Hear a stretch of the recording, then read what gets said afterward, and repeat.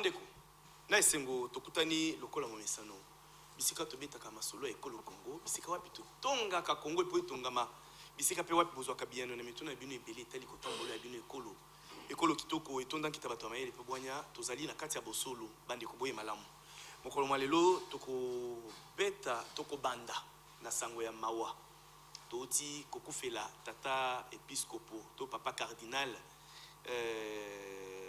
Monseigneur Laurent Mosengo Pasigna o asili kotika mokili ya batu ya bomoi awaki ezali matanga ya biso nyonso bakongomani tokolobela mutu na mutu akoloba liloba na yawa na mayeyo ayebi na botamboli ya cardinal Laurent Mosengo Pasigna sima tokobeta lisoli tali proposition de loi bato bakobenga ngo mingi na mbeba me biso to bapanzisa ngo esengeli tolo bango ndenge longo bani ndenge pe ekomami proposition de loi modifiant et complétant la loi numéro 04/24 du 12 novembre 2004 relative, il s'agit de la proposition qui est relative à la nationalité congolaise.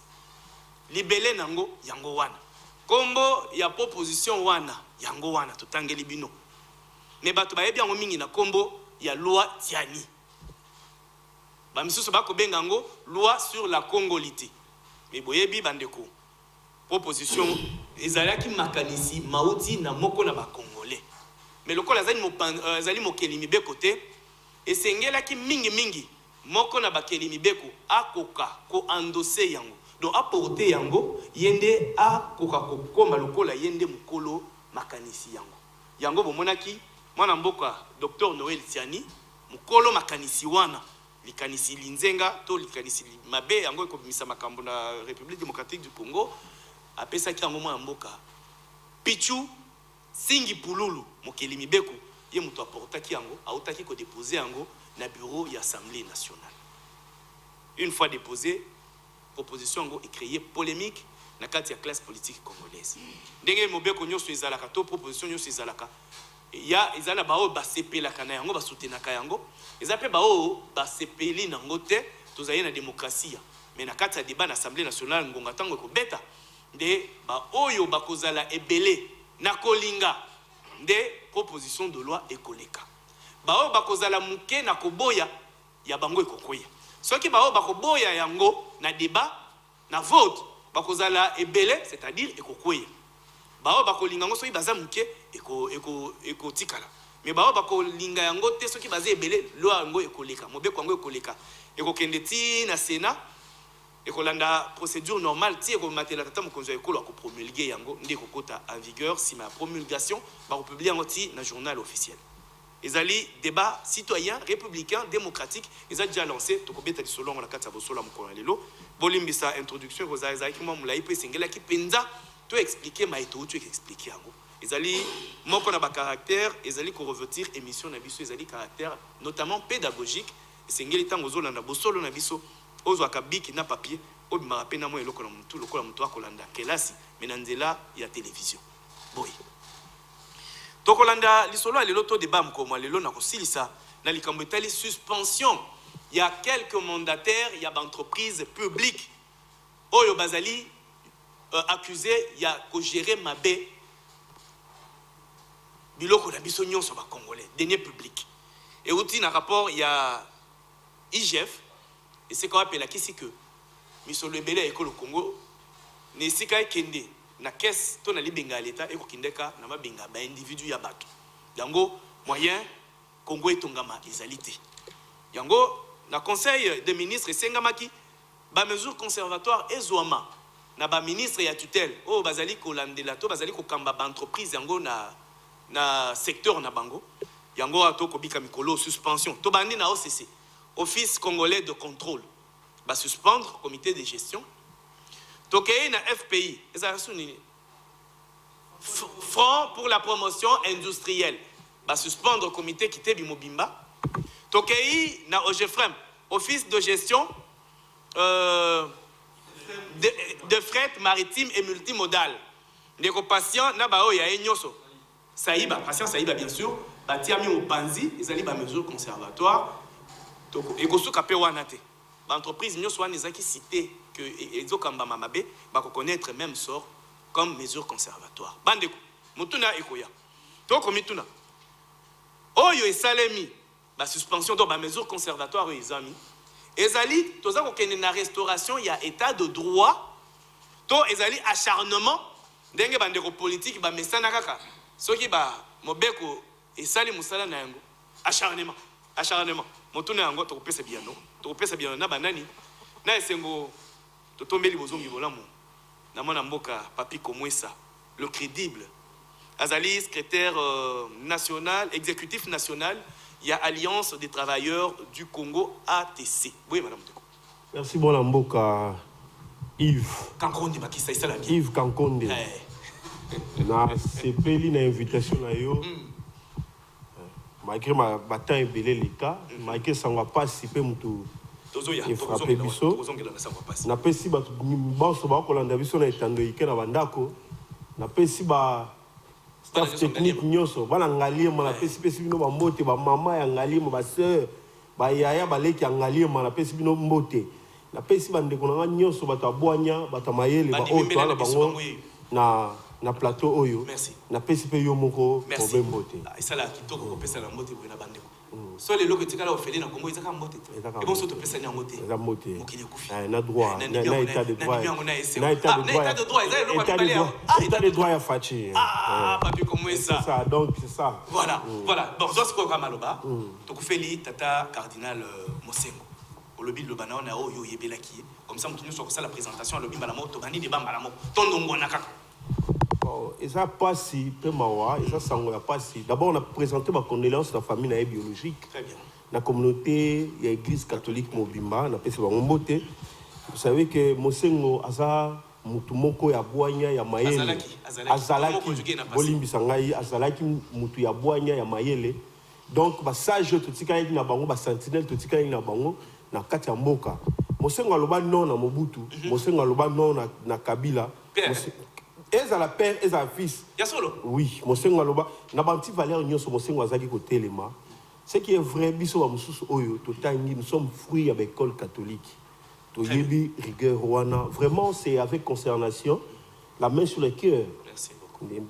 Longo na bana na biso ya Goma ya Beni parce que tout récemment, j'ai appris aussi que bana Beni, il y a eu vraiment ba peur akufaki la main sur le cœur, vraiment na emporté na motema pasi oyo. Il y a papa et Piscopo Mosengo na otamana yango. Cédric Ayaka boyei bolamu na bosolo. Au rejoindre lingoma munene esika wapi bato amayele pe boanya ya école Congo to benga bango ba conseiller sans bureau, sans salaire. Mais ba misa mayele na bango po ba pesa biyano na mituna etali kotambola école na biso boyei malamu na lingoma munene autour ya koko ya bakolo bosolo ndengai Yves Kankonde boyei malamu. Na koma koko na bota bana siko baboti pe babosolo misusu na koma na lingoma munene autour vraiment oui madame Ozali cadre na kati ya parti travailliste oui kambami bongo na mwana mboka mokeli mibeko Steve Mbikai na kati na lingomba na bino ndebo créer Front Patriotique 2023 bino wana boko sali pétition pour la suppression ya ba institution budgétivore et inutile Nini sous Front Patriotique 2023 et Sali Malobeza et Painayo. Merci Mingi, na pesi mbote na bandeko nyonso za bango na plateau, na pesi pe merci ndengo associé na débat oyo.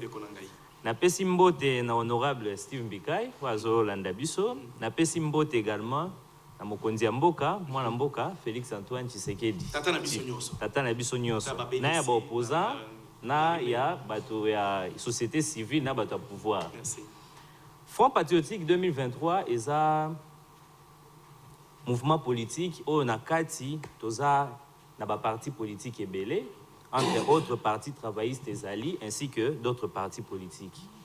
Alors toza mouvement moko ezo prôner patriotisme to lansaki ba action sur le terrain. Parce que tout tambolaki presque partout na mboka mobimba to moni o ezali souci ya peuple peuple ayebisaki biso mo makambo ebele azo senge belete mai courant sécurité ainsi de suite social naie Alors, totalaki, biso toza mouvement politique qui prône patriotisme, mais to moyen que to qui negosenga ba moyen à l'étranger. Ezate total ni to sala na mboka na biso, à raison pour laquelle to proposer qui va supprimer Sénat ou ça la ke logoté après réélecture, ba proposer ba supprimer c'est ça oyo. Et ça la régulation mais administration et ministère ya média et ça la ngo malamu. Tout ça, là, tout supprimer, c'est ça. Oui, Moussa les a se justifier. Peut-être que ceux qui ont un moins si un problème, c'est ça. Mais ceux qui ont supprimé l'institution, on a beaucoup de sur le bon niveau. Ceux qui ont supprimé, en une année, on a 120 millions de dollars. Et causons un trésor public. En une mandature, 5 ans, on a 600 millions de dollars. Oui, cause à la guerre, on est pour l'ambour à biso, pour répondre à besoin et à la population. Tu sais, tu qui est un peu plus musique, tu sais que bah ça le remaniement gouvernemental. Oui. Ah. Pourquoi tu sais tu constates hypocrisie. Non, biso tu travailles pour un souci à peuple. Tu travailles pour un souci à peuple. Tu sais remaniement gouvernemental. Pourquoi? Parce que tu constates au sein de l'Union sacrée, et ça, tu vas travailler dans mon côté.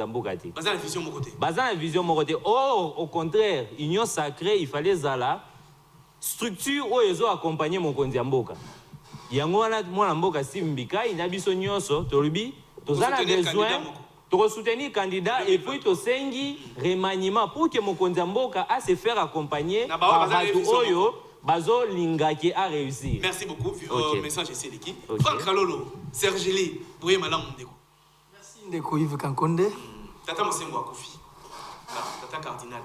Oui, na bani na nokopesa bambote na bao bazana bomoi. Bazana bomoi. Na pesi ba ndeko no su bambote, surtout ba ko débattre na ngai na plateau. Kin 24 Mobimba. Merci beaucoup. Et ba congolais nyonso partout dans le monde balandaka émission Boussolo, ba exposer ata na bango na pesi no bambote. Na ba nyonso ba ko lobaka ndeko zo kendaka wa pinkolo tozo mona na Boussolo. Oui oui, bandeko nyonso ba déclarer ngatro na zongi nazaki na moi empêchement muke na zongeli Boussolo na politique. Te ya biso za Boussolo to. Te Boussolo o ya biso. Ah ouais, ya biso ko ba politique wana ne bana ngana bota. Ya wana politique Boussolo original o moni siko Boussolo ya yo. O moni siko Boussolo ya yo. On de base. Na politique ezala na kati. Ah ba nyonso bazala kati. Na nyonso ezala na kati. Ah on za base. Voilà. Base ndema kam. Merci beaucoup. Eh ton ngana no ba de père et de mère ndema kam. Te wana. OK. Toyela. OK. Pona liwa ya Kondo Cardinal Mosengo. Bon. Ezelo komoko kokiko kozala neti ya sikate pona biso ba Kristo. Oto ebike tozali mortel. Très bien. Tozaba passager. C'est là mon nyonso. Libota oyo ezwami na mawa oyo topesi bango ba condoléances elongo na église catholique mobimba. Atako ambongo azako se comporter mabe. Mais Asalini. Azwa non mes condoléances parce que na kolonga na makamuna ya ça. Mais on peut quand même condoléances. Attends quoi. Merci beaucoup. Jean-Pierre Bélissi. Jean-Pierre Bélissi. Aux alliés cadre il y a PPRD. La carte il y a front commun pour le Congo. Où il y a Joseph Kabila. Il paraît beaucoup moins au Kabouana moi et Belete. Ils ont mal au bande de Congo. Oui madame Noboso. Ndeko Yves na pesio merci mingi na invitation na yo. Avant de commencer na kolinga na pesa ba imboka baso ba ko na biso mbote pai bazwami. Ko pesa pe mbote na ba ko débattre na ce plateau. Ndenge otukuloba tozali FCC zali moko ezami balete PPRD ezaka mo ezami balete. Article. Il faut zo précision na ngana yebi koza muta songi mingi. Eza bazate. Bazate FCC reste un et indivisible. Autour de Joseph Kabila Kabila. Tout à fait. Mais pour nous représenter, pour nous lier à Kondo Cardinal Mosengo Kotikabiso, je pense que Nakolinga également a présenté la condoléance le plus attristé dans l'église l'église catholique, parce qu'il faut reconnaître que Kondo Cardinal Mosengo, c'est l'une des grandes figures d'abord en Afrique, mais aussi en Katiambo. Donc là, nous venons de perdre là un monument, un baobab. Je pense que, de par ses convictions politiques, religieuses, c'est un modèle pour moi. Merci. Donc c'est pour dire qu'en tout cas, nous partageons douleur Rwanda et que je pense que le dimanche, donc nous allons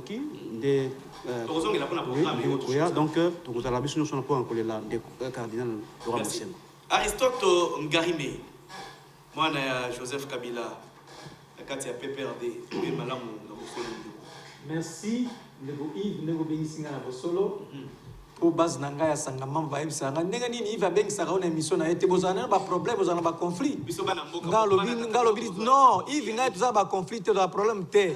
Ta lelo ya Bengisinga bana sangamam tala Yves Bengisinga. Merci en tout cas, merci. Voilà. Merci. Sikoyo taka bato ya sangamam ba bisinga na tuna.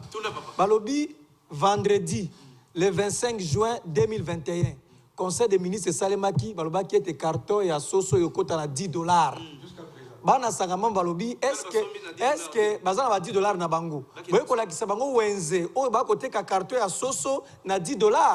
Elo ka liboso ya ngwana. Tolobi sou likambo ya poisson à sincère bengi piodi. Balobaki kita na $17. Bana sangamam balobi, bazana ba $17 bango na poche. Voilà que ça va être wenze zando ba ko somba biloko o ba ke kitala wenze ti le loyo depuis conseil des ministres loba biloko e kitate donc likamonene tata mosengo na kaboli mawapo na mingi pona makambo ko biso na mboka ndeko belesa lobi yango awa azali na raison tata mosengo azali kaka figure moko te koni na niveau ya Congo azali moto moko ayebani mokili mobimba. J'ai l'impression que bato bano babotami sikoyo biso to botami sikoyo to yebi nani mosengo te. Biso ki mona botami na l'an 2000 le loi 21 ans. Akomi dia moko akoli na mokolo. Akoyeba ete azali moto monene akosaka na ete azali moko ya ba congolais to ya ba africain oyo akota na lié très serré ya gouvernement pontifical. Kuna ya na 2013 akende ko pona apona ki po ete papa bima. Azali moto moko ya monene. Sadi kaza azali na akomi prêtre na 1963 na Djosa Inongo kilo nenga za komata azali moto monene azali politique azali religieux azali scientifique politique conférence nationale souveraine toyebi mongongo na yenda na koloba tozina donc azali moto monene ezo kamisa Magufuli président Tanzanie tango akufaki basaki deuil national Magufuli président tanzanien akufi ndeko Félix Tshisekedi deuil national a bombardé biso boni mosengo pasinya akufi boni mosengo pasinya akufi deuil national ezate bofandi kimia et puis avion utaki na Brazzaville pour la kotika ya kende sasu nde apesa pa mola sasu apesa ki avion pour kende kotika na hôpital mais biso tout ça eloko te. Merci de Aristote, merci beaucoup. Olobi bien Laurent Mosengo azalaki kaka pour la République démocratique du Congo te azalaki pour la mokili mobimba c'est-à-dire azalaki pe pour la Brazzaville. Ndeko Cédric yo lobi likamote na liwa pété lobi likamote. Oui. On dit tellement souci patriotique ezalaki tellement mingi. Pour mboka na biso et kende liboso na bosani. Alors la linga qui n'a présenté en tout cas ba condoléances na pona liwa ya tata cardinal Mosengo aza moto monene aza parmi les rares africains oyo azalaki comme parmi les rares cardinaux oyo akotaki na curie romaine. Très bien. Parmi les rares et puis aza premier noir oyo azalaki docteur en écriture biblique. Voilà. Donc là on doit les souligner. Et voilà, puis il est voilà et puis il est parmi les rares oyo aza ayebi plus de 10 langues. Donc c'est vraiment une tête oyo toti alors plus de 10. Voilà. Il y a plus de 10. Exactement. Donc toza vraiment na mawa mingi nde tozo partager yango nga personnellement nazalaka acolyte, je l'ai connu personnellement. Donc c'est vraiment quelqu'un de valeur au mboka na biso et perdre. Merci beaucoup. Ndeko pesangai Aristote Ngarime. Bana sangamam to bandi émission na ye. Alobi pe mingi. To bandi ndeko fongola lisolo. Loi babengi loi Tiani, opposition plutôt Tiani, loi sur la congolité alors qu'ils allaient bongoté, to pesa libellé nangwawa. Ndeko nangai nini eko déranger na kati ya opposition oyo. Ezali annoncé na mwana mboka singi pululu pichu mokeli mibeko. Merci mingi ndeko na lengo pesinga maloba tika na ebisa yo loba ndeko ya liboso loi wana proposition loi wana ezoya ko kabola mboka démontrer eza ko ya ko boka moto na mboka eza na mission ya ko tangisa makila eza na mission ya ko tia bulu yeke na mboka na lingi calmement place ndeko tia nazali atelema akende ko retirer yango na parlement azongisa ngati yango na ndako na ye parce que loi wana ezali loi moko mabe c'est-à-dire que azali moto yo certains envoyés de diable ko kabola ba congolais na ko démontrer ndeko tokoki ko créer nation à déshonnêteté tokoki ko créer nation à dévolonté d'une part ba congolais oyo bazana accès à un certain niveau ko sala mboka d'autre part ba congolais bazali exclus bien que bazana âge à maturité ba kokisi ko leki 18 ans bazana misolo ko pesa pona campagne électorale ba longoli bango donc tokoki ko sala yango te tikana la kisayo ndeko la kisa elo kwa liboso il y a deux types de fonctions ezali ba fonction tozali ba fonction bengi fonction moko élective ezali ba fonction moko bengi ya nominative ça veut dire que okoki kozwa mosala soki peuple a voté yo on ezali mandat moko électif ezaka régi par la loi électorale. Loi électorale de Sengele Bisabiso, nani tote et Sengele la candidat. Donc, pour les alliés mandat électif, comme le président de la République, Tiko Kita. Donc, il y a un mandat nominatif, les alliés mandat on va nommer Moutou. On les alliés différemment. Les alliés le président de la Cour constitutionnelle, DGM, ou Yatangyo soit premier, c'est un mandat nominatif. Ya liboso de kwa zui bato yoso balo asangisi bango na kati ya loi moko apesi yango a bombarder biso premier likambo deuxième likambo nde kwa ke ko eloko bomi bato ay ko ti alobiete soki yo obotami na mama azalaki tango mususu mopaya azalaki kongomanité du coup yo zali exclu oyo kozala kuna moponomité zelokuta pona nini poete Mibeko Nabiso Elobi ne peut être candidat président de la République un Congolais d'origine. Si vous avez un Congolais d'origine, si vous consultez la loi 12 novembre 2004, va expliquer qui est un Congolais d'origine. Quand un Congolais d'origine, ça a 3 dimensions. Vous avez un Congolais d'origine par appartenance, ça veut dire qu'avant 1900, avant les 30 juin 1960, ceux qui ont un groupe ethnique qui et se retrouvent qui n'a sol à Congo, vous avez Congolais d'origine. Congolais d'origine par affiliation. Ça veut dire que ceux qui moko ya babota minayo azali congolais na adem yo zali pe congolais d'origine. Tozali congolais d'origine par présomption de la loi. Ceux qui le lot ndeko zali de ko ivola muki na tongo moni mwana moko liboso ndako na yo azali mondele. Et ko ebi papa maman na onate la loi reconnaît que cette affaire c'était congolais parce que ses parents ne sont pas connus. Donc voilà la catégorie ba congolais d'origine oyo constitution c'est pesa biso ndingisa nango. Mais ndeko Noël Tchani yemba la moko atali yango pamba asali instrument na ye asali likanisi na ye azui apesi yango député Noël Tchani Tingi Pululu o azali lokola mwasi azui zemi ayebi tata azemi wana te amemi kaka mokumba akei na yango kasi amemi yango kasi mwasi te azui zemi ayebi kasi yango nalobi te à la différence que ya amemi zemi ayebi tata te atiaki zemi wana azui loi wana ayebi makambo yango nyonso te akeko ezali mabe fe kotemela yango ekokabola biso la RDC est en phase de construire une nation. Il faut que une nation. Ça veut dire quoi? La volonté de vivre ensemble. Tu as posa ya apport ya moko na moko. Tu as posa ya oyazali meti.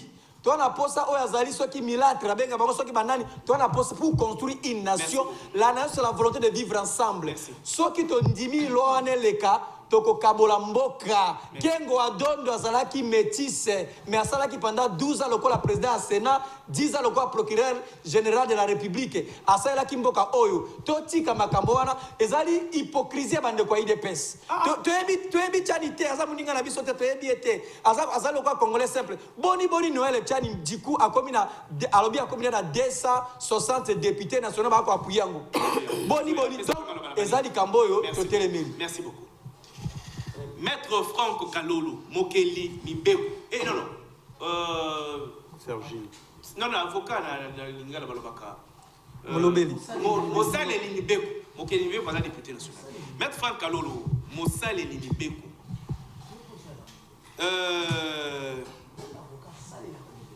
Ndeko nangai, oyoki ndeko na yo Aristote Ngarimi ayo, ya PPRD. Denga Pupoli. Pona ye ezali makanisi mabe makanisi masatana ezo ya kokabola ekolo Congo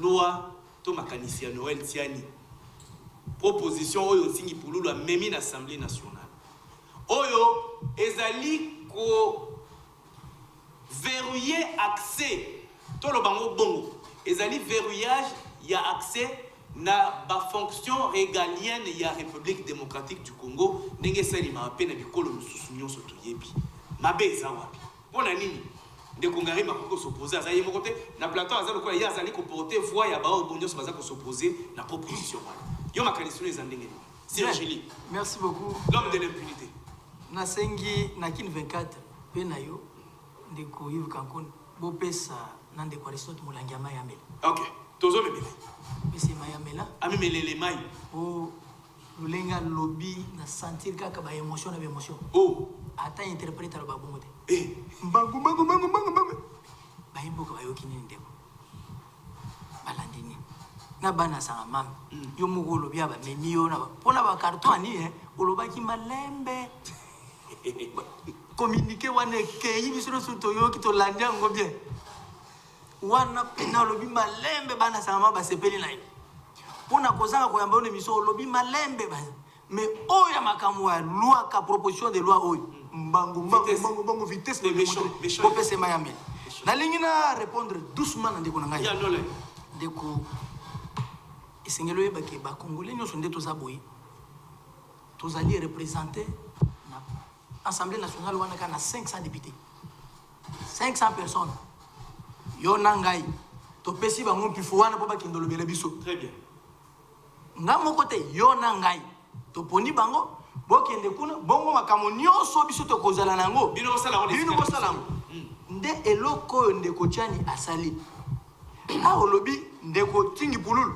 aza muto amemi zemi ayebi kote otite te aza mokeli mibeko musala na yo bofutela ye mbongo yango wana eza pamba te bebe proposition de loi c'est-à-dire eza likanisi wana eza na procédure yango nanu mo bando débattre yango ekoleka eleki na péage batali soki bamoni tina nde batie yango ndeko eza kaka te obanda mbango nazoze molangi ya bapesa omela akomele ndeko na ngai nde makambo esalaka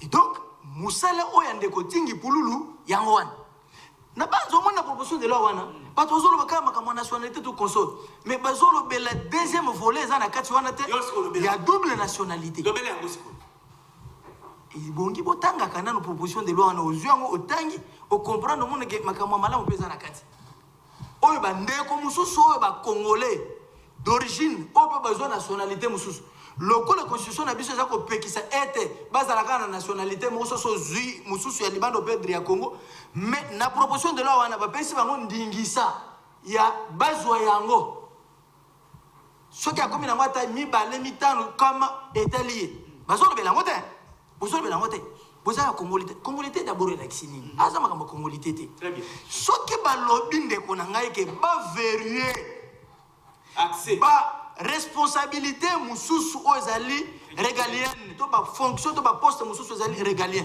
mabeza ndeko même atana simana kikoso ordre ezala soki okena nganda olingi okota na nini na balatri na bango omona ba dessiner ayo pa basi aba ibali okoti na kati ko biso obwaka makamu na yo awo c'est-à-dire ordre ezali sika nyonso na lobi soki lelo likanisi oyo biso tole makao Congo kingani bazanga na bazaba baya baza boy kaka bino boloba na biso nyonso to mais lelo to lingi tocha ordre mabeza wapi eza kaka likanisi total ekinde kuna ndeko nanga yozo préféré na présidence de la République mupaya dirija kango akolinga Congo koleka yo kasi ngana kolinga na kozala na pasi ya ndako na yo koleka yo moko ezate do eza babiloko musoto zwa kango nete ba aventure te ça c'est notre vie la vie de nos progénitures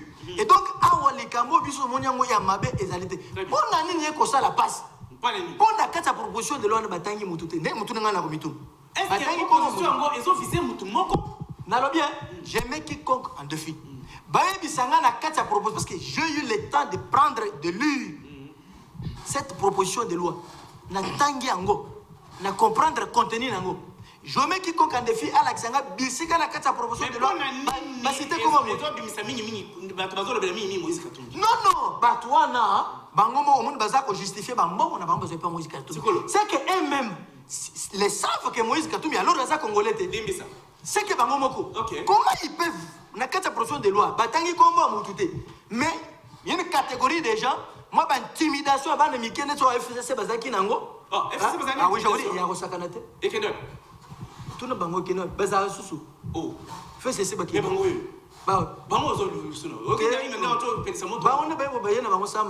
merci beaucoup. Besoin agir dans les pas sont des Congolais courageux. Merci beaucoup.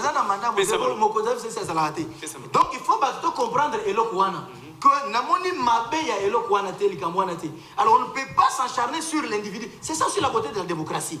Mutunyo soit dans les kanisi malamu et seignelek ndeko ngana sala les kanisi ya état de siège. Na suis dit frère.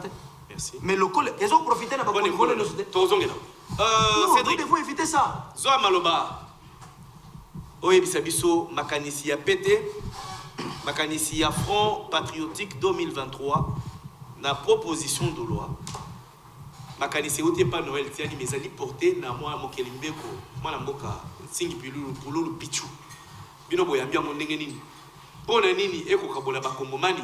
Bino bozali ngambo ya baoyo bakomona ngo kezali makanisi manzenga te to yo zali ngambo ya Frank Kalolo oya moni mabete par contre ako soutenir yango elobi esengeli penza na école na biso to verrouiller accès na ba fonction misusu o ezali beaucoup plus régalienne to ezali attaché penza na souveraineté ya école na biso. Merci pour la motuna na yo mwana mboka Yves Kakonde boyendeko ata obenga Kakonde ni sala na bien na webi ça OK.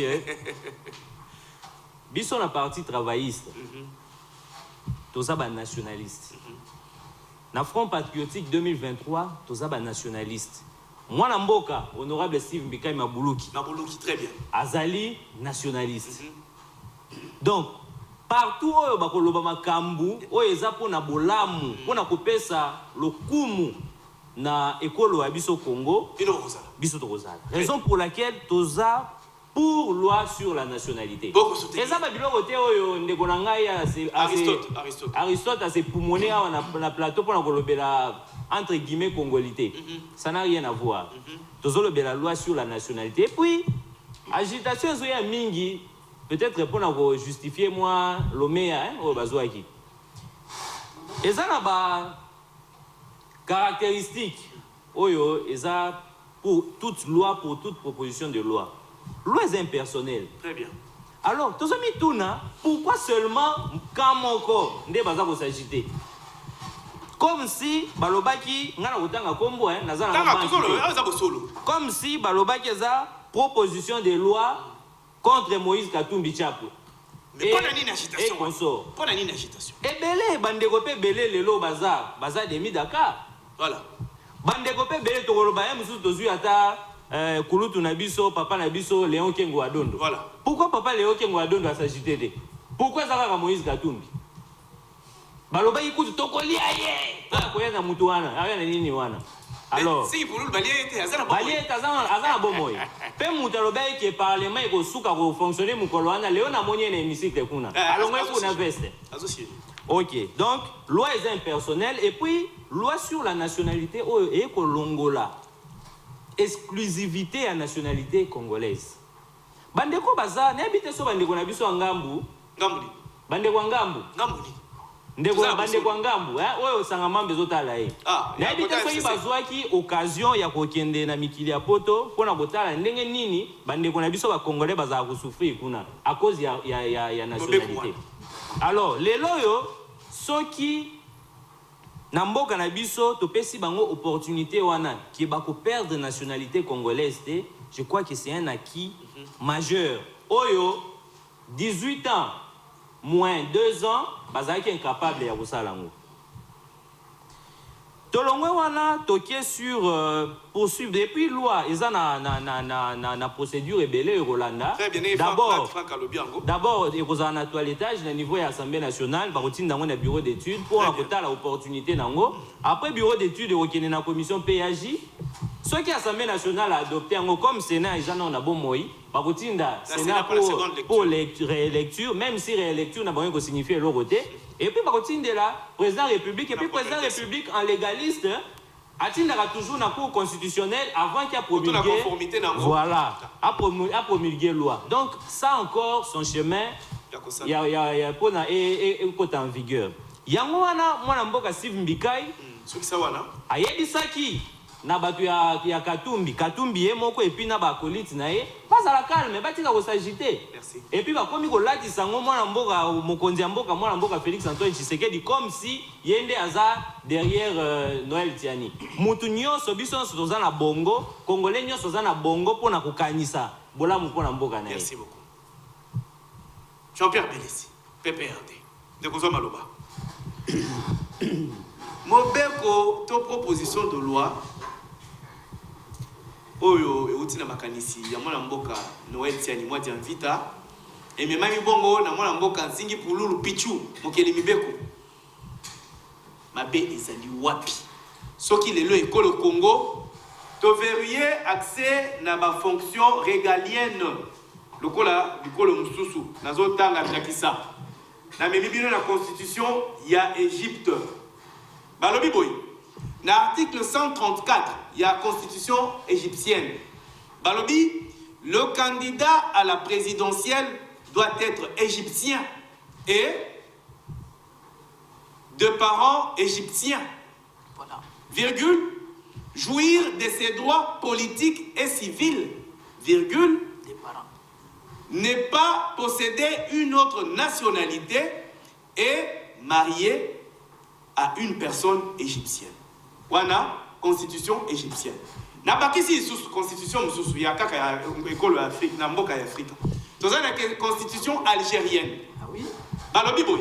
Na article 87.1 ya constitution algérienne balobi pour être éligible à la présidence de la République, virgule, le candidat doit, deux points, premier tiré, ne pas avoir acquis une nationalité étrangère, point virgule, je reprends, premier tiré, ne pas avoir acquis une nationalité étrangère, point virgule, jouir uniquement de la nationalité algérienne d'origine et attester de la nationalité algérienne d'origine du père et de la mère, point virgule,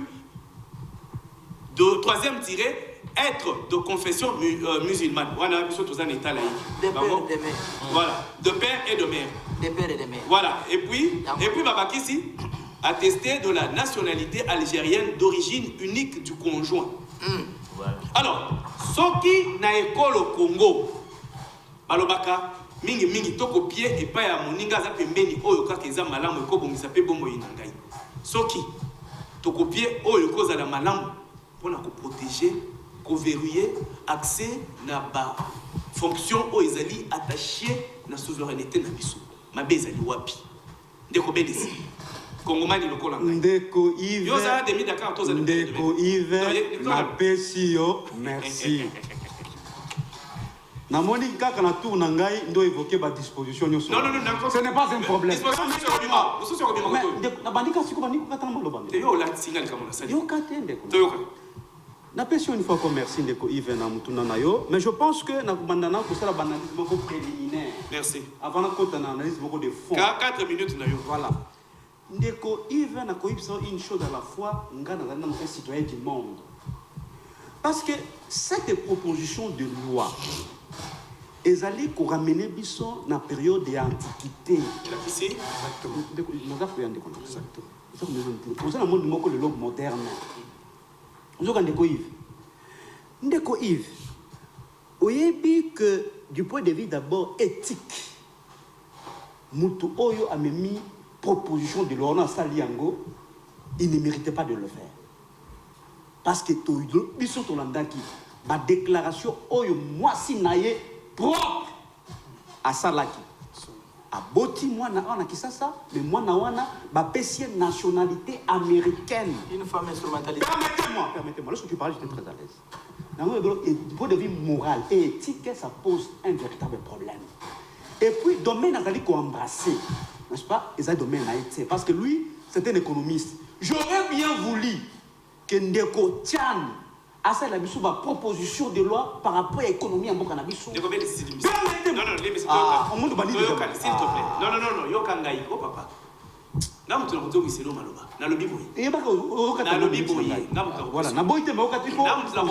merci. Pourquoi oh, mais c'est pas possible. Loi, proposition est commis déposée au niveau de l'Assemblée. Bon, de toute façon, il y a une minute. Mais, c'est-à-dire, aux yeux là, on a endossé responsabilité alors on a ndeko nabiso pululu, azali so qui ingénieur, so qui électricien, so qui ni toebi. Ndeko nangai. Un vrai Congolais c'est qui? Un vrai Congolais c'est celui qui éprouve de l'amour pour son pays. Parce que ndeko nangai, nous avons dans l'histoire de notre pays connu des Congolais de père et de mère qui ont trahi la République. Comme vous. Mon cher ami, je n'aime pas ça. Laissez-les parler. Je n'aime pas ça. Vous voyez, nous avons dans l'histoire de ces pays de père et de mère qui ont trahi le Congo. Tous les exemples, les gens, ils ont rebâti. N'a pas ça aucun mot concret. Tous les joueurs binationaux, au Bayaka, au Congo, pour défendre. Joueurs d'ailleurs, mais le fait que non, Congolais, ils viennent ici pour défendre les couleurs de la République. C'est pourquoi je vous ai évoqué ici que c'est l'amour, cette fibre patriotique qu'on a envers son pays. C'est ça être un vrai Congolais. Yves. Oyebi Makambo, c'est une loi qui est conflictogène. Permettez-moi, une loi conflictogène. Une loi nauséabonde. Une loi nocive. Exactement. C'est-à-dire, loi on est Zakolumba solo MAB. Ils ont fait ça, c'est Yves. Parce que ndeko nangai. Oyebi soki to continue analyse des fonds. Na belela kabino awa. Que la construction de l'union sacrée est un but bien précis. Il y a le Konjambo qui a ratissé large. Pour que le bateau va accompagner l'élection en 2023. L'union sacrée aussi parce que il y a des candidats qui ont l'ambition présidentielle. Très bien, c'est bon. Donc, le baiser est au combat. Nous avons relancé.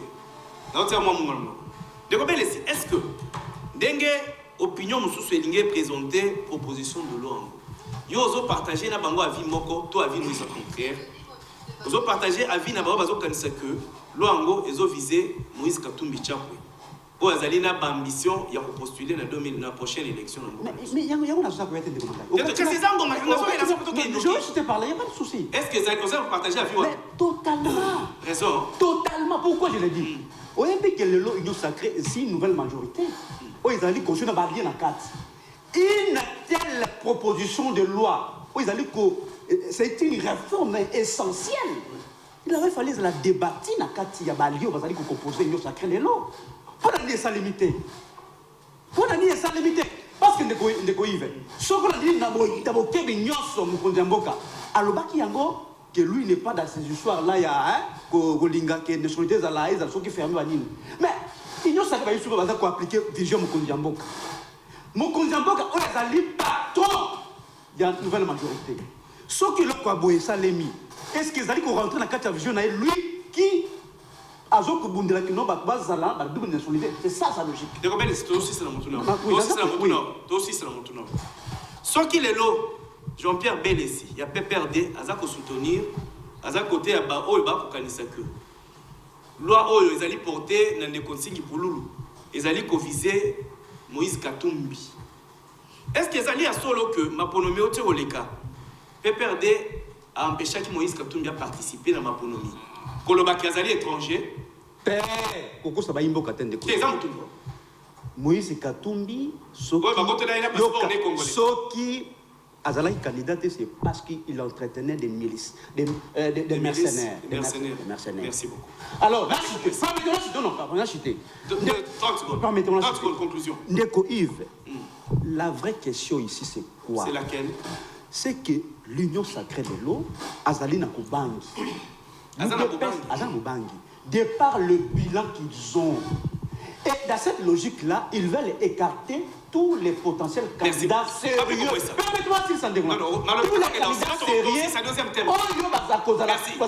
Je peux citer. Non, les lots reconnaître Katumbi candidat sérieux. C'est Malobé. Mais vous allez s'il vous plaît. Papi comme ça. Mais laisse Malobé comme côté. Papi comme ça. Bon. ATC, position Nabino par rapport à la proposition de loi. Les lots. Qu'on verrouiller accès à la fonction Missous Ezali attachée à la souveraineté à l'école au Congo. Le Congo a l'école Missous Ezali. Est-ce qu'ils allaient les soum? Pour répondre, il y a un bandeko bakanisi que Makanisu Ezali Manzengate, Ezali Makanisi Mabe, Ezali Mema Bozangi Boyokani, Ezali Mema conflit, Ezali na Soloazei, tout ça. On y soit négatif, balatisi en opposition. Démarche. Non, ndeko Yves, merci. Na tondio na mutuna na yo. Mais avant la banda, je vais répondre à Aristote. Je vais vous conseil, c'est apprendre à laisser. Très bien. Tout ça, bantu. Tant que l'IWA et Yaka n'est pas un moutou, on ne donne pas une invitation à quelqu'un à même contribution. Donc parfois, il est aisé, il y a ceux qui l'IWA. D'après vous, que tout ça, maintenant, vous avez un problème. Mais ceux qui lui ont allé, tout à l'heure, un problème dans la tête, il y a un compatir après, tout cabouani. Ceux qui m'ont condamné. Donc, pour dire quoi, l'Iwa et cardinal Monsengo, il ne faut pas que ça la récupération politicienne. En tant que la culture bantou, avion tel, affrété, parfois, ce n'est pas l'argent qui manquait à l'église catholique, affrété, ni dans la pas affrété avion.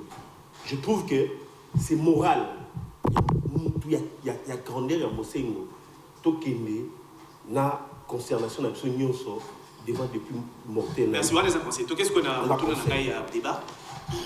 Débat sur verrouillage à fonction régalienne. Ils ont un débat sur la nationalité. Non. Voilà. Il ne faut pas qu'on m'aime. Il ne faut pas maman maraîchère, maman niveau T, maman salaboye. Quand je dis niveau T, c'est-à-dire quoi? Oh, s'intéressera peut-être dans ma camoine. Voilà. Et ça, les camoines ma bête. Et ça, les camoines ma bête. Papa est Kofo Aloba qui en haut. Aïe, il s'est dans la cathédrale du centenaire. Soki biso. Pasteur est Kofo. Papa est Kofo Aloba qui soki biso de Zumbo Kate. Bana ya bana la biso ba Kofo yango. C'est ce qui se passe en ce moment. Les Congolais, abandi ko lamuka. Azo lamuka. Azo tala. Nenge zamoui. Tofi infiltré. Oh mutu akotaki. Oh armée la biso infiltré, mo la biso infiltré. Et si li makamwana, fini la récréation. Facha lobi fini la récréation. Les lots s'il te plaît, Malobé. Facha contre ça. Non, arrivez. C'est là. Facha dit que les Aristote, s'il te plaît. Mais comment on peut essayer de Facha? Est-ce que vous avez que nous les Zangaï? Juste un d'accord, yo ko tuna moninga no mutuna. C'est bon. Donc le ko yo solo baki azakoko, yo ba dape ko. C'est bon. Quand on maloba, on rencontrer. La bosse l'autre sala. Ngala ngina no bani. On ne peut pas interdire aux Congolais de réfléchir. Ça c'est une évidence. Nenga ina saboy, na sana ba mission na okanisa bakamna muso na bili awa na musala bo. Yo ko peksa nga ngote. De surcroît, honorable Nsini eza ni na ye, musala na ye, rôle na ye. Aujourd'hui, on le dit, mécanicien, économiste, bon, c'est un Congolais. Je parle avec c'est moi. Je dis du point de vue éthique, Maître Bélissi, penses-tu que si j'ai une proposition de loi, on la doit soumettre par exemple Moro, honorable Yves Kampote, voilà, à député. Ne pense pas que nous allons consulter en tant qu'avocat juriste. En conformité, il est modèle. Je réfléchir. Il est modèle. Non, son enfant a la nationalité américaine. Mais ça pose problème. C'est lui qui ici Moi, je ne parlais pas. Souffrir au Kanga. Son enfant a son propre enfant. Souffrir au Kanga. Il faut que ça batte au Bananda pour au Bananda de son état de Ike. Tobo immunité. Babina nationaux, to saliboé, saliboé. Qu'est-ce que cette loi? D'abord, ce n'est pas une loi, c'est une proposition de loi. C'est-à-dire quoi? Tant qu'on débat en plénière, il y aura des amendements et même la PAJ, il y aura des amendements. Mon frère, on va t'expliquer, Bino. Chez Magnon, sur loi, et puisqu'il faut parler d'ensemble, il y a Moïse Katumbi. Parce que c'est lui. Il y a FCC, le loi, il y a Moïse Katumbi. C'est qui est étonnant. Oh, c'est que Banda, c'est italien. Tout le monde a dit ministre de la Justice, il a des mercenaires. C'était un italien, c'est là. Mais les gens ont besoin de défendre, ça fait mal. Ça fait mal. Qui les défend? Ça fait mal au cœur. Qui les défend? Ça fait mal au cœur. Pourquoi Nazolo Babongo? Pourquoi Nazolo Babongo? Moïse Katumbi a des députés. C'est-à-dire que le débat, ça n'a TV, dans les réseaux sociaux, ça n'a pas raison d'être. Ce qui a moniqué, il a des députés, il y a un hémicycle. C'est un politique. Il a une démarche à Koki Rosala. Après, ça va député. Bon, voter contre. Bon, voter contre. Et puis, il y a même des amendements. Parce qu'une proposition de loi, c'est quoi, en fait? Ngai na kanisi boye, que ma kamo fait ça la boye. Bilo mo ndengeni, tango ezo ya boyute, ndeko ngai. Négociation Kansawana est bien. Mais au moins, c'est une proposition de loi. C'est un chantier. Donc, une proposition de loi évoquée. Si vous êtes étudiant, on a une ébélé. Il y a la presque toute étape à énumérer une étape. C'est pour dire quoi? Il ne faut pas qu'on se batte dans la nappe. Il faut qu'on se batte dans idée politique. Ceux qui ont un projet, une intention politique. Acharnement vis-à-vis de Batou. Bon, ça, d'une autre manière. Merci. Cette loi dit ceci. On ne peut pas, on ne peut pas y douter. La RDC, depuis la nuit du temps, RDC est à RDC est à RDC est à Yo Otekarama Yaka. Yo Otomabanda Yaka. Yo Osaramo. Yo Betarabale Yaka. Metolobi Boye. Et ça, quand il est là, Sergili, Autolobango, Autofranc. Est-ce que c'est juste ça dans le contexte qu'on a. Mais ceux qui vont moniquer, il y a quelque chose, un quoi, et là, il y a lieu encore dans la toilettage, il y a proposition. Ça ne sert à rien, l'acharnement au Sala. Les lots, il y a ma grande surprise, particulièrement les PPRD. Nous osons les temps par rapport à vous. Nous sommes. Je me pose la question. Oh, Moïse Katumbi va succéder à Nini, na Zambie, à Zota, à tête il se répète, oui. Tu te répètes, mon cher. C'est pas élégant. C'est élégant. C'est pas élégant. J'ai 4 minutes. La police du débat, et ça y est. Donc, la démocratie, c'est aussi c'est ça la démocratie. La vie déjà passe durant 18 ans, mais apprenez à y apprendre pendant 16 ans. Merci beaucoup. Donc, c'est un peu ça. Merci beaucoup. 18 ans, c'est déjà entendu. S'il vous plaît, merci beaucoup. Vous avez entendu, mais pas compris alors. Merci beaucoup. Quelques secondes, n'a pas que ça va nous ne sommes pas venus les accompagner. S'il vous plaît, après, s'il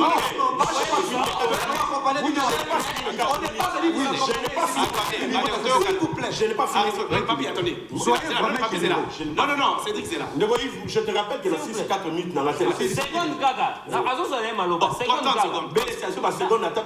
Merci beaucoup. 30 secondes, Cédric. Lelo ceux qui va poser Moïse Katumbi question, ça qui point de presse na Lubumbashi. Ceux qui va poser question, est-ce que au koki ko détailler biso généalogie na yo. Moïse Katumbi azo bimisa, sage femme moi bota maman na ngazai. Est-ce que muta bongo aza crédible pour gouverner Congo? Vous laissez Aristote, tu as Mutuna. C'est ça. S'il vous plaît, Aristote Ngari, s'il vous plaît, là poser question. Aristote Ngari, mais tous allez quand il y a PPRD. Ne croyez pas que ça nous.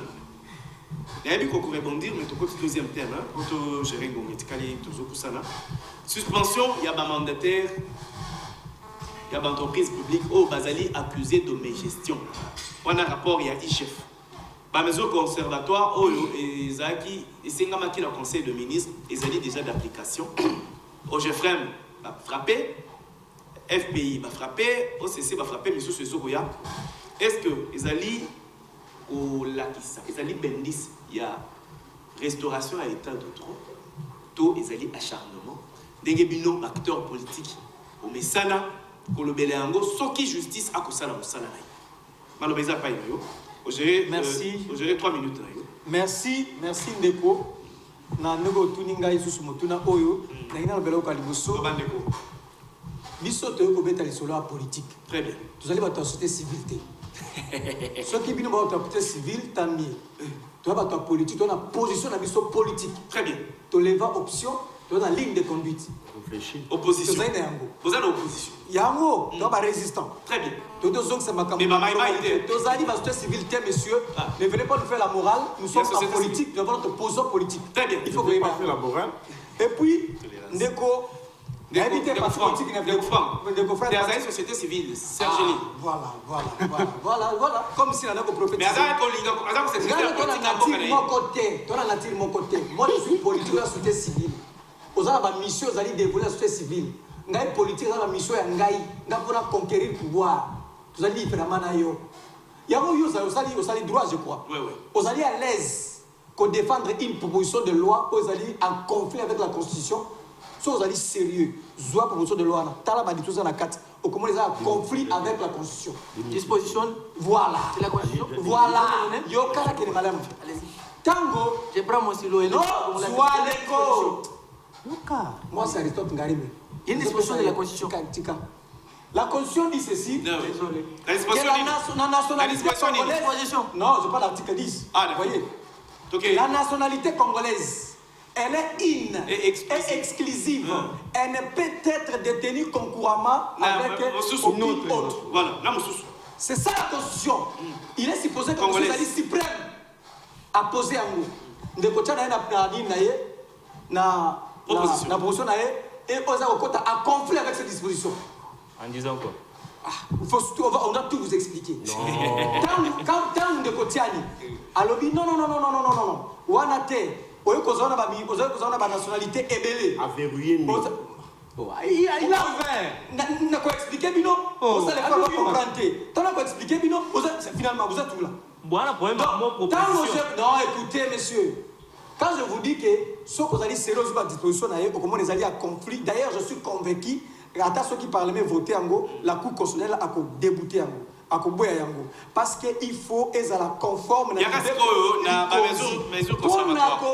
D'abord, je ne sais pas qu'est-ce que vous appelez ma fonction de souveraineté. C'est quoi la fonction de souveraineté d'après vous? Parce qu'il n'y a pas une souveraineté absolue. La souveraineté est devenue relative. Mais de quoi est-ce qu'on parle de souveraineté? Pour protéger la souveraineté et protéger la patrie, la terre, il faut une armée forte, dissuasive, armée. Les alliés facteurs pour protéger la souveraineté territoire. Deuxièmement, il faut une diplomatie efficace au-delà de sa représentativité, dans la diplomatie anticipative. Troisièmement, il faut avoir servi des renseignements pointueux, messieurs. Et quatrièmement, il faut avoir une administration publique aux alliés à Malamu. Merci, merci beaucoup. Franck Kalolo. Non, Makambuya mandataire. On se focalise Nazali Elenge. Moto aibi mosola l'État na soutenir l'État. Soki moto aibi. Soki mandataire abuti qui sa na soutenir l'État. Pour Elenge. Donc ça kasi. Nalingi exemplarité et ça les même pas bato ba ko pesa tu ba mosusu. Merci beaucoup. Soki boni ko na présidence. Kwa bazako kama mokozi ya mboka. Tu vas ko kanya kezako. L'histoire est trop commission comment appelle souvent. Merci beaucoup. L'histoire est trop commission. Aristote, merci. Ministre de l'économie, on a tout Kenda. Merci. Tu es bien. Ça dit que Yosako, tu as la pote, ça a mis son ailleurs. Merci Aristote. Franck Kalolo, Zobaloba. Dès que Franck, on peut rebondir, on gère 3 minutes nayo. Mesures conservatoires, Oyo, et bandi qu'on s'appliquait dans l'entreprise publique.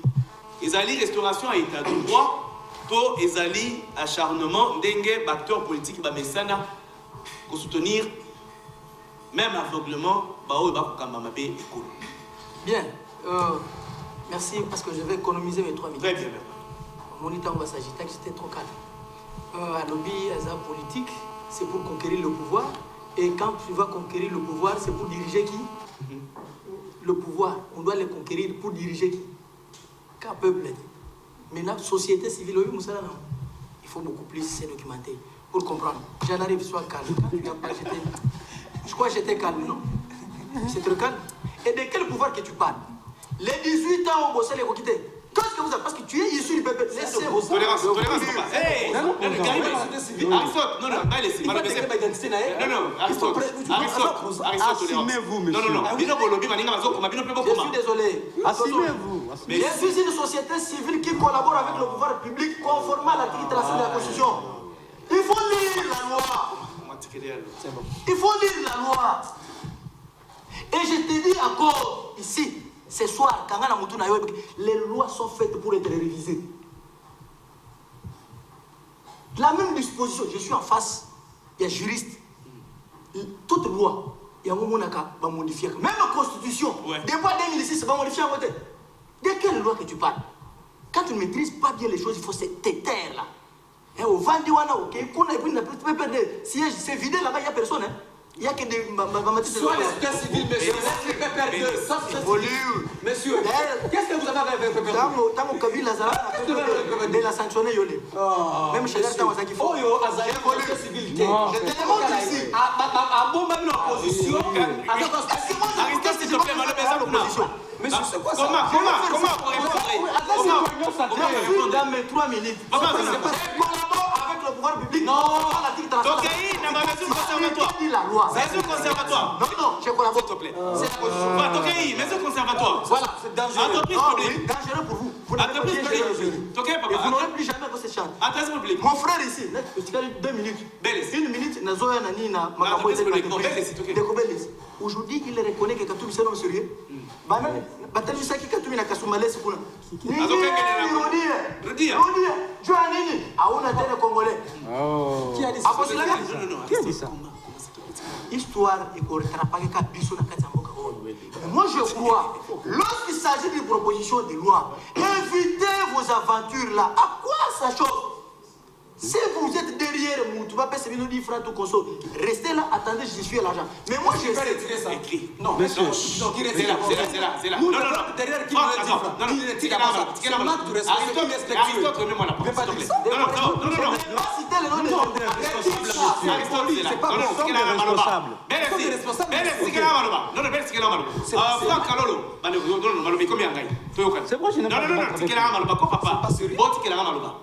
Franck Kalolo. Oyebi ndenge tokumbela masolo esika le lobe choqué baninga courtoisie zosenga au retirer mais yeba que mamotende bazona na katumbe ko bazona solo ba yakolo retirer ka keloko wana nazali ko expliquer non explique quand j'ai dit soki bozali il y a franche abatebele moi élégance yé comme on a yé Aristote ndeko koto bele je n'ai pas cité nommément les noms il fait okay. Avec moi je volue bon on a retiré pour le plan. Ok, je retire et j'avance. Non, libre à vous. Allez, retirez. Arrêtez, c'est bon, ce que tu mal pas avancer. Libre à vous. Je sais aussi utiliser les mots. Non, maître Franck Tokéi. La parole. Maître Franck Tokéi. Entreprise publique. Succès à l'entreprise publique. Oh, je frère. Ah, tant que Bandolo va batailler des personnes, qui m'en a des personnes pour le bilan. Que Bangon est basé sur la chaîne. Tu peux démontrer ça? Ceux qui vont fonder, on démontrer que Bangon est basé sur la chaîne. Ce n'est pas choquant pour celle-là, batailler des personnes autour de c'est pas choquant pour eux. Toko Bande, Toko. Entreprise publique. Tokéi, OCC, FPI, oh, je frère. Non, Bande Kouana, il faut arrêter, on a motivé. Il y a un manquement, respecter Pénam et bien côté. Mais aussi nombreux, quand il y a bango, bazaki déjà n'a pas problème, n'a pas enquête oyo, IGF à la. Alors, pour leur permettre, afin que influencer à la tête, on va gagner la justice, ne pas une mesure conservatoire, va suspendre bango. Ba lungwete libela. Suspension kaka. Vanda na bongo sisi likambo za na bongo. Ce qui aussi ici bongo son. C'est sengeli ba to comprendre bongo. Po ba mesana kana ba interprétation ba be ba longo ni bango quand wana po ba ba misusu. Non, il y a pas d'acharnement. Tango zo sala mabe, soit conséquent na mabe na yo zo sala. Po yo moko ni omoni atane to za netande ke bo. Nyoso zo loba et sengeli to contrôle la kango. Très bien. Pour ce qui na sima initier une action contre le collaborateur qui est acharnement. Merci beaucoup. Patrick et Cédric Ayaka. Mesures conservatoires. Ils allaient justifier et confirmer que nous allons penser la carte, il y a des marches qui ont restauré l'état de droit. Que nous allons pas baninga, na matata ba bengue na justice, et comme ils allaient acharnement, ils sont ressortissants de, nous sommes contre tout ça. Mais tant on découvre matata, ça faut ça, on quoi na bazai na carte na solo. Maintenant, on va le bien justifier gestion et abosali na yo, na OGFREM, na FPI, na OCC, toute l'entreprise de M. Koya.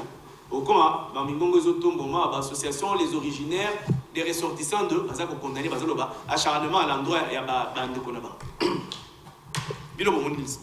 Merci Mingi Ndeko Yves Kakonde. Moi, en quelques secondes, nous avons moins 6 mois. Pour nous dire Ndeko Aristote et Ndeko Belesi que ceux qui sont là aux États-Unis, au monde américain, il y a moins signé bango sur américain. Baki ba boti mwana na bango na libanda ya Amérique, mwana na okomaka président des États-Unis. Ceux qui boye bagité, informez-vous, apprenez. D'ailleurs, je vous informe gratuitement. OK? Parce que la science n'a jamais été gratuite.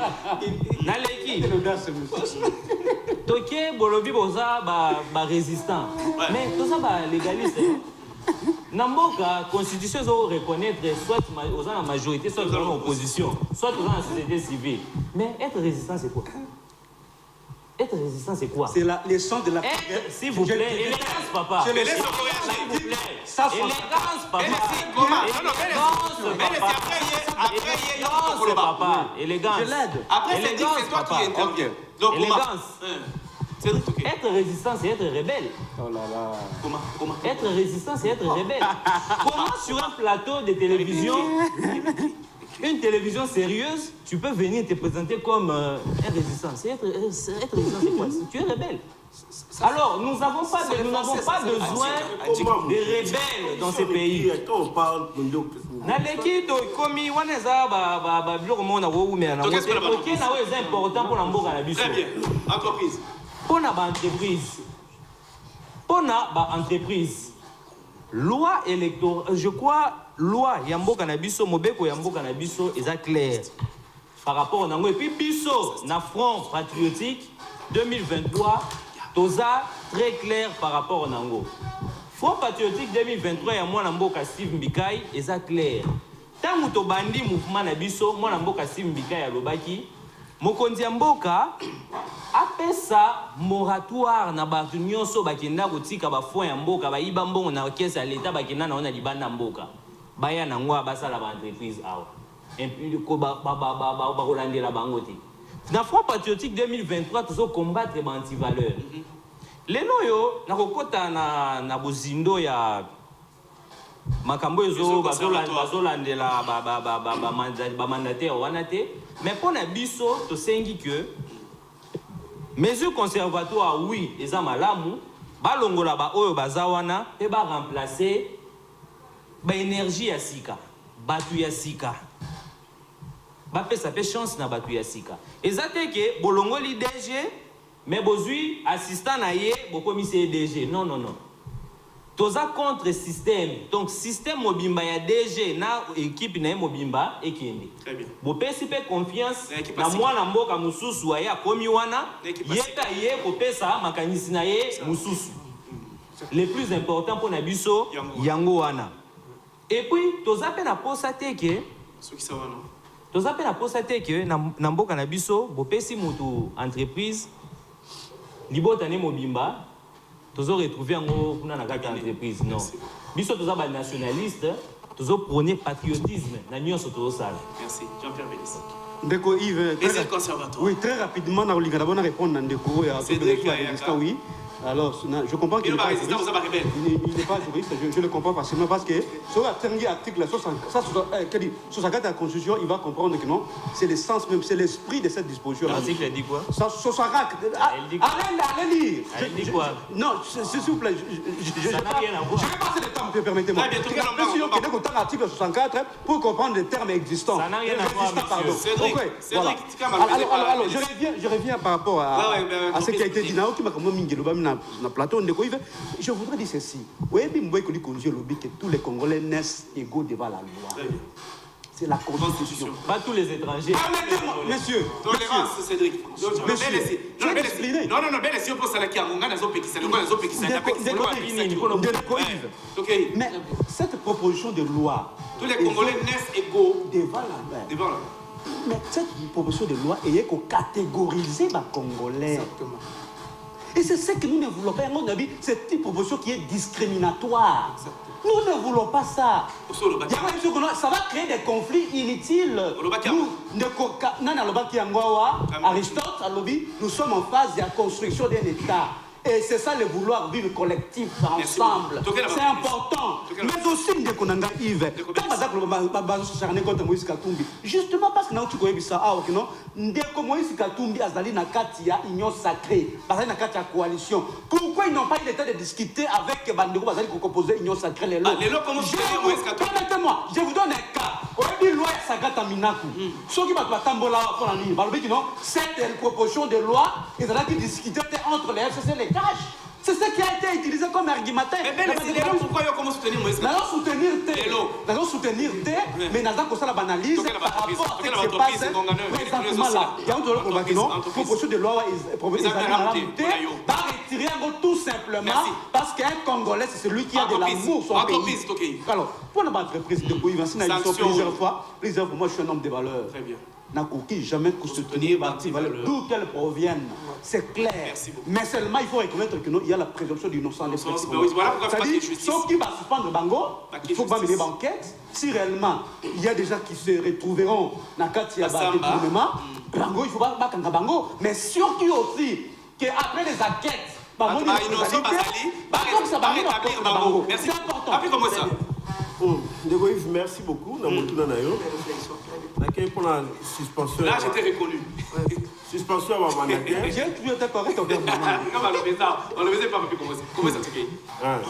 Suspension à ma mandataire. Bon, Oyo a reconnu coupable des fautes. Oyo va accuser. À répondre à mais malheureusement, pour l'instant, on a constaté qu'il y a résultat 18 ans. Oh, mais qu'est-ce que vous racontez? C'est un résultat 18 ans d'impunité. C'est un langage facile. Qui ne sait pas que dans ces pays, c'est un langage facile. Oyo, ça a été un poste, un mandataire, un ministre, ça a Oyo, pour l'État. Sans que ça l'inquiéter. Qui ne sait pas que dans ces pays, il y a des partis politiques, Oyo, parfois, ils servent dans l'entreprise, dans le ministère. C'est pas ça. C'est-à-dire que, ils ont pas comme sous awa, ils ont tout ça peut-être, tout ça le baron peut-être nassé à Missa, ou soit tout ça le baron le thème, du bandé à plateau, tout ça le baron. Mais moi je dis tout simplement que Oyo, il m'a quand même signé le quête. C'est à quoi il y a Kingo, moi seul en mon niveau suspension Oyo. IGF et ça va mener banquette dans nous. Ce qui va suspension est bien. C'est tout à fait normal. Moi je trouve que c'est normal. Un jour, je savais, et puis la plupart, la plupart, parce que déjà n'a pas de problème. Mais c'est curieux que le mandataire Rwanda va constater les lots Oyo. IGF a constaté détournement, la fraude depuis longtemps. Mais les lots Oyo. IGF n'est pas la justice. S'il te plaît, papy, les lots Oyo. Oyo Arozala, effectivement qu'il a la main dans le sac. À répondre à Akinaï. Parce qu'on ne peut pas comprendre qu'un individu congolais, soit-il comme moi, à Saranaï, dans l'État, ok? Oyo contribuable congolais, à Fouti, il y a à Saranango, non, après Sarabanaï, à Saranango. Ceux qui ont un coupable à répondre à Akinaï. Merci beaucoup. Après, comment ça? Zoka Maloba, il va se capoter dans l'émission. Faut tous engueuler. Moi, je vais faire. Tout soutenir Fachi, bana Kinshasa, tout soutenir Congo, tout soutenir Fachi. Bon, mon initiative aujourd'hui, na Est, il y a état d'urgence, bafou dans nos maisons monana. État de siège. État de siège, bafou dans nos maisons monana. Bah mesure aux soit mappé, dans le conseil des ministres, tout soutenir les meilleurs est à venir. Merci beaucoup. Aristote Ngarimé. Mot de la fin, pour clôturer. Merci Lokola Ndenge Obengi Singa l'émission. Il y a Liboso Nangina expliqué Ndeko. Ndeko Nangai. Dossier était Nilongondo. mokonzi ya mboka ye moko à se plaindre près ya moto ya IGF ayebisi comment de soins ezali bloqué était longondo. Conclusion. Rétro-commission. La C de la lutte contre la corruption akangaki moto kuna. Procès 100 jours. Ministre de l'économie. Ceux qui réellement ont moto société civile et qu'ils appellent à mon Donc, merci beaucoup. Cédric Ayaka. Donc, dans mon poussé pour la mot de la fin. Conseil des ministres Salema qui depuis le 25 juin il est là. Thomson est quitté. Thomson est quitté. Cédric Modo. Merci moi Mboga Yves. Au moins il est en face il y a bateau bazar tellement intolérant. Na quoi puis c'est le moro. Na habita ce qui bango balandaka actualité. Mokonza Mboga na point de presse na lobaki. Mesure au ministre Azouaki, c'était une manière de faire pression naba entreprise Ouana. Alors, biso na niveau ya Front Patriotique ya mwana mboka Steve Mbikai Mabuluki. Voilà. Tozo soutenir mokonzi mboka pe tosengi na peuple nyonso soutenir mokonzi mboka. Tosengi lisusu na mokonzi mboka, il faut remaniement salama. OK. Pona ba oyo bazo soutenir ye pour de vrai. Toza nango bezo tozala ki wana toza parti politique. Merci. Tozo senga mokonzi mboka asala remaniement pour ba o bazo soutenir ye pour de vrai ba accompagner. Pena suka tosengi na mokonzi mboka a créé plateforme électorale. Oyo et quoi accompagner avec des compagnons sincères jusque na élection. Merci beaucoup. Toboy toza lokola FCC bazaki bango nyonso na manque de sincérité. Si et Memi va pour. Merci beaucoup. Steve Mbikai a toujours été vrai. Steve Mbikai a toujours été vrai. Il a passé votre coordination. Pardon. Vous mentez le président Kabila. Merci.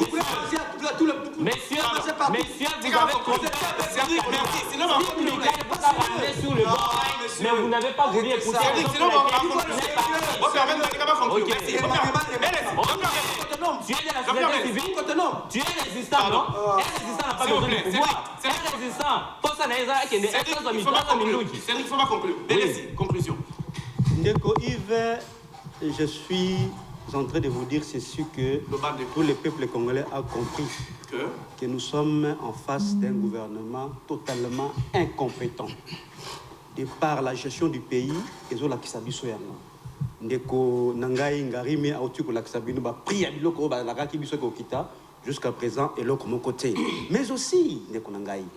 Au monde politique bazali comme une exclusion. Ça va nous amener dans la situation de trouble. Parce que Ndeko Nangai Yves on a connaît que Salema na kati mbokoyo dans le sens ya kuninga ko écarter ba candidat parce que déjà Ndeko Vital Kamerhe. Merci beaucoup. Azali déjà écarté. Aujourd'hui le commentateur on a dit qu'on m'appelle sikoyo. Azali déjà écarté. Ndeko Moïse Katumbi on va kolandela yo. Azali déjà écarté. Vous voyez que la liste est Merci beaucoup. Merci beaucoup. Merci beaucoup. Merci beaucoup. Merci beaucoup. Merci Bélé. J'appelle ici à la chef de l'État pour qu'elle revienne à la raison. Parce que ce qui la majorité, merci beaucoup. Donc lui, il est complice. Merci beaucoup. Franck, Franck, makambo exclusion na ko écarter ba candidat bino beaucoup sélection na batuté. Franck Alolo, alors ben pas d'ailleurs en termes de conclusion qui qui s'il vous plaît, alors comme les conclusions à Franck Alolo. Opinion nationale nous se comprendre qu'il Ndeko Belé ça comme porte-parole à Katumbi. Oh, vous voyez? Vous voyez? Alors moi Ndeko Shadari au vous êtes malheureux monsieur. Sanctionné. Vous êtes malheureux. Asengelo sanction. OK. Conclusion. Makamo oyo etali proposition de loi. Ndeko Belé singana yo kuti photos à la l'aise. To sungaka batu ba comprendre parce que na kati ya Sergili to un objectif mususu ya ko sensibiliser la population à connaître les lois de la République non connues ainsi que ses mesures d'application. Sacré monsieur. Non je mérite te dire une chose. L'opinion sacrée c'est que va mentir au salawan. Nazo évoluer. Tu fais ton théâtre. Tu fais ton théâtre monsieur. Oui. Tu fais ton théâtre ici. Je connais même pas les sièges. Tu fais pas la siège. Tu fais syndicaliste. Monsieur